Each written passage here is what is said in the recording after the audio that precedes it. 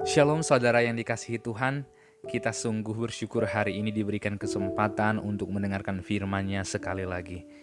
Oleh karena itu, supaya kita mengerti firman Tuhan, kita hanya bisa mengerti jikalau Tuhan menolong kita. Oleh karena itu, mari meminta pertolongan daripada Tuhan dan meminta hikmat dari Dia dan kekuatan untuk kita dapat melakukannya senantiasa. Mari kita berdoa.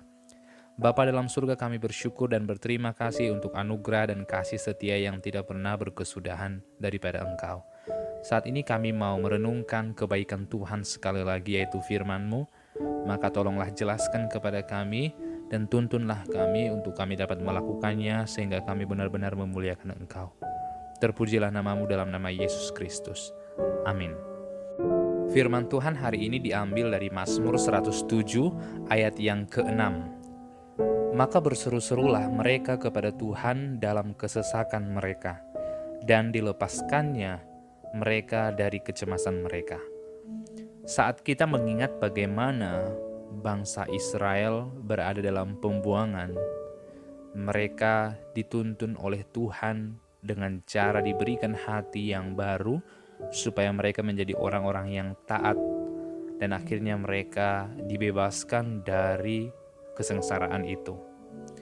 Maka harusnya bangsa Israel bersyukur sekali ketika mengingat bagaimana Tuhan menolong mereka keluar dari kesengsaraan itu.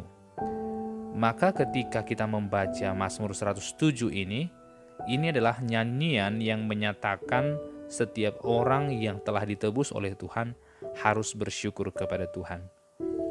Ayat yang baru saja kita baca itu sangat unik, karena di dalam satu pasal ini saja, dia diucapkan 4 kali. Tetapi pemakaiannya berbeda. Contohnya di ayat yang keempat dikatakan ada orang yang mengembara, ada orang yang sekarang lagi kelaparan, yang lagi haus, sehingga dikatakan di ayat yang ke-6, maka waktu mereka berseru-seru, maka Tuhan melepaskan mereka. Jadi orang lapar, orang yang haus dilepaskan oleh Tuhan. Selanjutnya di ayat yang ke-10 dikatakan ada juga orang yang merasa terkurung dan merasa sengsara dan mereka berada dalam kegelapan dan kekelaman, tetapi dikatakan di ayat yang ke-13 ketika mereka berseru, Tuhan melepaskan mereka. Ada juga orang jenis ketiga yang dikatakan di ayat yang ke-17, ada orang yang sakit dikatakan di sana karena kelakuan mereka yang berdosa. Tetapi saat mereka berseru kepada Tuhan di ayat yang ke-19 dikatakan bahwa Tuhan sekali lagi melepaskan mereka, menyelamatkan mereka.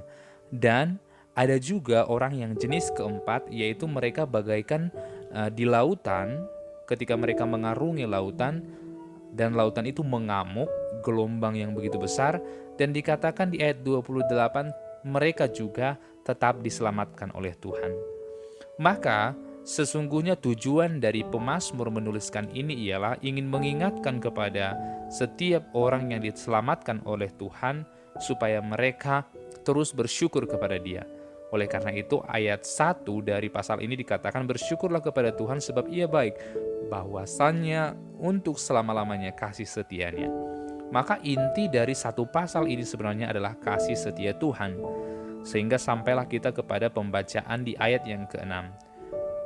Maka berseru-serulah mereka kepada Tuhan dalam kesesakan mereka, dan dilepaskannya mereka dari kecemasan mereka.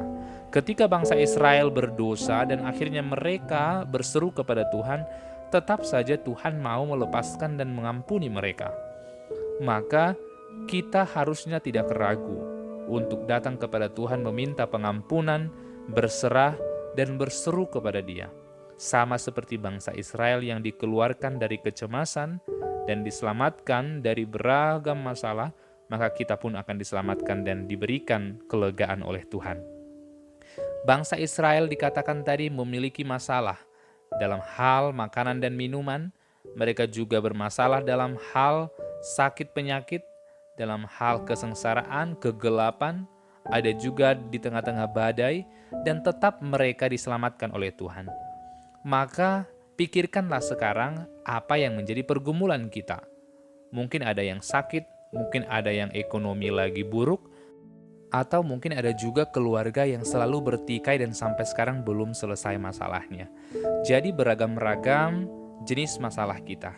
Dan itu semua tidak akan pernah ada jalan keluar jikalau kita tidak berseru kepada Tuhan.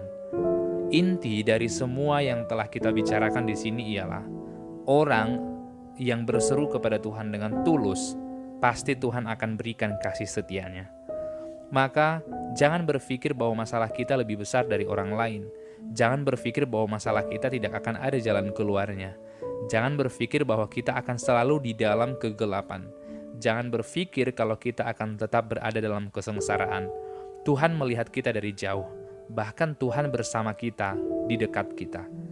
Maka jikalau kita sedang frustrasi, jikalau kita sedang cemas, berserulah kepada Tuhan. Dia akan memberikan kelegaan kepada kita dan memberikan jalan keluar. Sama seperti Yesus berkata, barang siapa yang berbeban berat, datanglah kepada Dia, karena Dia akan memberikan kelegaan. Dia akan memasang kita sebuah kuk yang ringan, dan Dia akan terus mendampingi kita. Maka berserulah kepada Tuhan di dalam pertobatan yang sungguh-sungguh. Pasti Ia akan menolong umat-Nya yang tidak akan melakukan dosa. Berjanji kepada Tuhan tidak akan melakukan kembali dosa-dosa yang selama ini kita lakukan, dan berseru kepada Dia meminta pertolongan, pasti Dia akan menyelamatkan dan membebaskan kita. Kiranya Tuhan menolong. Amin. Bapa dalam surga, terima kasih untuk kasih setiamu yang terus membebaskan kami dari setiap masalah yang kami alami. Maka berilah kami keberanian untuk berseru kepada Tuhan dan meminta pertolongan. Terpujilah namamu dalam nama Yesus Kristus. Amin.